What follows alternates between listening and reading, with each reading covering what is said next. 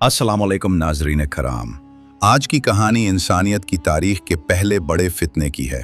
एक ऐसा फितना जो चुपके से आया मगर रफ्ता रफ्ता पूरे मुआशरे को अपनी लपेट में ले गया। एक ऐसा गुनाह जिसने खानदानों को उजाड़ा, इज्जतों को पामाल किया और नस्लों को तबाह कर दिया। हजरत आदम अलैहिस्सलाम को ज़मीन पर उतारा गया तो आपके बेटों और बेटियों से इंसानों की नस्ल बढ़ने लगी। शुरू में सब कुछ पाकीज़ा था, सब फितरत के करीब थे। मर्द और औरत अपनी हुदूद पहचानते थे। हर एक जानता था कि इज्जत और इफ़्फ़त इंसान के लिए सबसे बड़ी दौलत है। लेकिन वही अज़ली दुश्मन इब्लीस, जब उसे जन्नत से निकाला गया तो उसने अल्लाह से अहद किया था कि वो इंसान को गुमराह करेगा, उसके दिल में वसवसे डालेगा और उसे सीधे रास्ते से हटाएगा। चुनाचे इंसानियत की तारीख के आगाज़ में ही उसने अपनी सबसे ख़तरनाक चाल खेली। इब्लीस जानता था कि इंसान को बराह रास्त ज़िना पर आमादा करना आसान नहीं। उसने आहिस्ता आहिस्ता दिल लिभाने वाले रास्ते तलाश किए। उसने सबसे पहले मौसीकी को रिवाज दिया।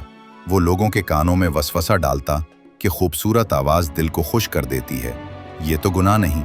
यूं बांसुरी, ढोल और साज वजूद में आए। शुरू में लोग सिर्फ खुशी के मौके पर बजाया करते, फिर ये बजने वाले साज रातों को तवील महफिलों में बदल गए। महफिलों ने आहिस्ता आहिस्ता रक्स और बेपर्दगी का रुख इख्तियार कर लिया। यही वो कदम था जो इंसान को तबाही की तरफ ले जाने वाला पहला जीना बना। हज़रत आदम अलैहिस्सलाम की औलाद के बारे में तारीख बताती है कि वो दो गिरोहों में तकसीम हो गई थी। पहाड़ों पर रहने वाले, ये लोग ताकतवर मर्द थे मगर औरतें आम सी सूरत रखती थीं। वादियों में रहने वाले, यहाँ औरतें निहायत हुसीन और जमील थीं लेकिन मर्द कमज़ोर थे। अल्लाह का हुक्म ये था कि दोनों गिरोह अपने अपने इलाके में रहें, लेकिन इब्लीस ने उनमें बेकरारी पैदा कर दी। वो पहाड़ों के मर्दों को बहकाता, तुम देखो वादी की औरतें कितनी हुसीन हैं, वहां जाओ और उन्हें देखो। यूं आहिस्ता आहिस्ता मर्द पहाड़ों से नीचे उतरने लगे। इब्लीस औरतों के पास गया और कहा, अगर तुम्हें चाहिए कि मर्द तुम पर फरीफ्ता हों तो अपने आप को संवारो, जेवरातर पहनो, अपनी खूबसूरती दिखाओ। पहले तो औरतें पर्दे में रहती थीं, फिर उन्होंने सिंगार शुरू किया। जेवरात की जिनकार, खुशबू की महक और लिबास की नुमाइश बढ़ गई। इब्लीस ने उन्हें नाच गाने पर आमादा किया। यूं महफिलें फितना बन गईं और मर्द इन महफिलों की तरफ खिंचे चले आए।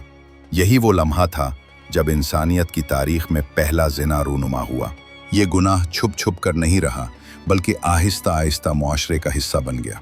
जब ज़िना एक जगह शुरू होता है तो उसका जहर पूरे मुआशरे में फैल जाता है।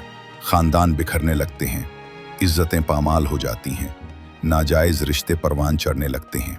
इंसान मकसद हयात भूलकर नफसानी ख्वाहिशात का ग़ुलाम बन जाता है। इसीलिए कुरान में अल्लाह ताला ने सख्ती से फरमाया, और ज़िना के करीब भी ना जाओ, बेशक ये बेहयाई है और बहुत बुरा रास्ता है। पहले ज़िना एक गिरोह के अंदर शुरू हुआ, फिर ये फितना बढ़ता गया। तारीख गवाह है कि जब भी कोई कौम ज़िना और फहाशी में डूबी वो ज़्यादा देर तक बाकी न रह सकी। सबसे नुमाया मिसाल कौम लूत की है। उन्होंने न सिर्फ ज़िना को अपनाया बल्कि इससे बढ़कर लिवातत, हम जिन्स परस्ती ईजाद की। उनकी बस्तियों को अल्लाह ने उलट दिया और उन पर आसमान से पत्थरों की बारिश बरसाई। ये सब इस बात का सबूत है कि ज़िना सिर्फ एक ज़ाती गुनाह नहीं बल्कि ये पूरी कौम की जड़ें खोखली कर देता है। नाज़रीन किराम, गौर करें, शैतान का हथियार उस वक्त भी यही था और आज भी यही है। मूसीकी और नाच गाना, उरियानी और फैशन, आज़ाद महफिलें और बेपर्दगी। आज का दौर मीडिया, फिल्मों और इंटरनेट का दौर है, मगर शैतान की पुरानी चालें आज भी वैसी ही कामयाब हो रही हैं। वही पुराना जाल, वही पुराना धोखा, सिर्फ शक्लें बदल गई हैं। हमें अपनी निगाहों की हिफाजत करनी है, अपने दिल को मजबूत रखना है और अपने घरों की इज्जत बचानी है, वरना यही फितना हमें भी उस अंजाम तक पहुंचा सकता है जिसका जिक्र कुरान और तारीख में है। दोस्तों, ये थी कहानी ज़िना के पहले फितना की। याद रखिए, ये गुनाह सिर्फ एक लम्हे की ख्वाहिश नहीं बल्कि नस्लों को बर्बाद कर देने वाला जहर है। और अगर आपको ये वीडियो अच्छी लगी हो तो लाइक और शेयर ज़रूर करें। मज़ीद हकीकी और सबक आमोज़ कहानियाँ देखने के लिए हमारे चैनल इस्लाह वॉइस को सब्सक्राइब करना न भूलें।